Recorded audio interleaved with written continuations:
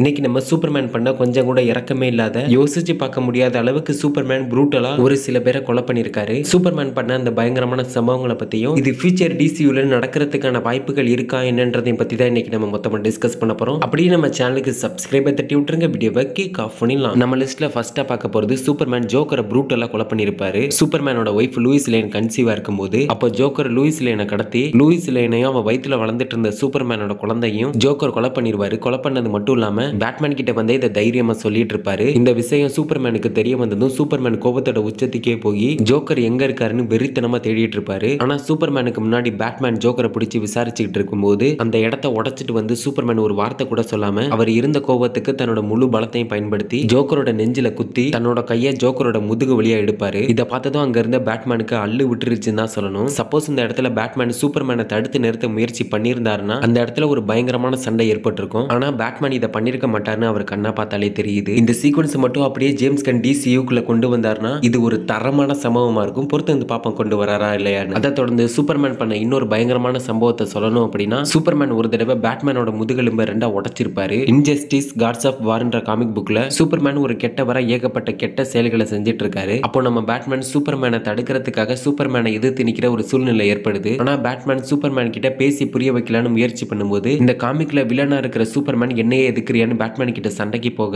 அந்த இடத்துல பேட்மேனுக்கும் சூப்பர்மேனுக்கும் சண்டை வர ஆரம்பிக்குது. பேட்மேனை விட சூப்பர்மேன் எந்த அளவுக்கு சக்தி வாய்ந்தவர்னு நமக்கு ஆல்ரெடி தெரிஞ்ச விஷயம் தான். இப்படி இருக்கும்போது அந்த சண்டையில சூப்பர்மேன் ஒரு கட்டத்துல இதை தனக்கு சாதகமா பயன்படுத்தி பேட்மேனை பிடிச்சி பேட்மேனோட முதுகெலும்பை உடைச்சிடுறாரு. இதை என்னைக்குமே நம்ம சூப்பர்மேன் பண்ணிருக்க மாட்டாரு. இந்த காமிக்ல சூப்பர்மேன் ஒரு கெட்ட வெர்ஷன் ஆஃப் சூப்பர்மேனா இருக்கிறதுனாலயே இந்த ஒரு சம்பவத்தை பண்ணிருப்பாரு. அதை தொடர்ந்து அடுத்து நம்ம பார்க்க போறது சூப்பர்மேன் ஒரு தடவை அவரோட மொத்த சக்தியையும் ஹீட் விஷனை மட்டும் பயன்படுத்தி மார்டின் மேன்ஹண்டரை கொடூரமா எரிச்சு சாம்பலாக்கி இருப்பாரு. இன்ஜஸ்டிஸ் காட்ஸ் ஆஃப் அமாங் அஸோட முடிவுல சூப்பர் ஹீரோஸ்குள்ளே ஏற்பட்ட சண்டையால ஜஸ்டிஸ் லீக் டீம் ரெண்டு டீமா பிரிக்கப்படுது. ஒரு பக்கம் சூப்பர்மேனோட டீம், இன்னொரு பக்கம் பேட்மேனோட டீம் அப்படின்னு சூப்பர் ஹீரோஸ்குள்ளே ரெண்டு டீமா பிரிஞ்சு அவங்களுக்குள்ளே மாத்தி மாத்தி சண்டை போட்டுட்டு இருக்காங்க. ஒண்டர் உமன் சூப்பர்மேன் பக்கம் நிக்க பதிலுக்கு பேட்மேனோட டீம்ல மார்ஷியன் மேன்ஹண்டர் சேர்ந்து மார்ஷியன் மேன்ஹண்டர் ஒண்டர் உமனோட உடம்ப கட்டுப்படுத்தி ஒண்டர் உமனை தன்னோட கட்டுப்பாட்டுல வச்சுக்க முயற்சி பண்ணும்போது ஒண்டர் உமனோட உடம்ப கட்டுப்படுத்த முடிஞ்ச மார்ஷியன் மேன்ஹண்டரால அவங்கள மனசளவுல கட்டுப்படுத்த முடியல. ஏன்னா ஒண்டர் உமன் மனதளவுல வலிமையா இருந்ததுனாலயே உடம்ப கட்டுப்படுத்தியும் அவங்களுக்குள்ளே மார்ஷியன் மேன்ஹண்டர் எதிர்த்து சண்டை போடவும் செஞ்சுட்டு இருந்தாங்க. இதை பார்த்த சூப்பர்மேன் அவரோட மொத்த சக்தியையும் ஹீட் விஷனை பயன்படுத்தி மார்ஷியன் மேன்ஹண்டரை எரிச்சு சாம்பலாக்கி ஒண்டர் உமனை காப்பாத்திடுறாரு. சூப்பர்மேனுக்கு இது ஒரு இரக்கமற்ற செயல் தான். இருந்தாலும் மார்ஷியன் மேன்ஹண்டரை கொண்டு ஒண்டர் உமனை காப்பாத்தாம இருந்திருந்தாருன்னா ஒண்டர் உமன் மார்ஷியன் மேன்ஹண்டரோட கட்டுப்பாட்டுல சூப்பர்மேனை எதிர்த்து நிக்கிறதுக்கான வாய்ப்புகளா இது அமைஞ்சிருக்கும். பட் எனிவே சூப்பர்மேன் தன் கூட இருக்கவங்களுக்காக எந்த எல்லைக்கும் போவாருன்றதுக்கு இது ஒரு நல்ல உதாரணம். அதை தொடர்ந்து நம்ம லிஸ்ட்ல அடுத்து பார்க்க போறது படத்திலையும் சரி காமிக்லயும் சரி சூப்பர்மேன் கிரிப்டோனைட் கிரகத்துல பிறந்து குழந்தையா இருக்கும் போதே ஒரு ஷிப்பு வழியா பூமிக்கு அனுப்பி வைக்கப்படுவாரு. ஆனா இந்த முறை சூப்பர்மேன் குழந்தையா இருக்கும் போது ஒரு ஷிப்பு வழியா அந்த பூமிக்கு வர்றதுக்கு பதிலா வழி தவறி டார்க் சைடு வாழ்ந்துட்டு இருந்த அப்போகலிப்ஸ்க்கு போயிடுறாரு. டிசி ஃபேன்ஸ்லாம் இந்த டிசியோட மெகா வில்லன் டார்க் சைடோட வீடா இதை சொல்றாங்க.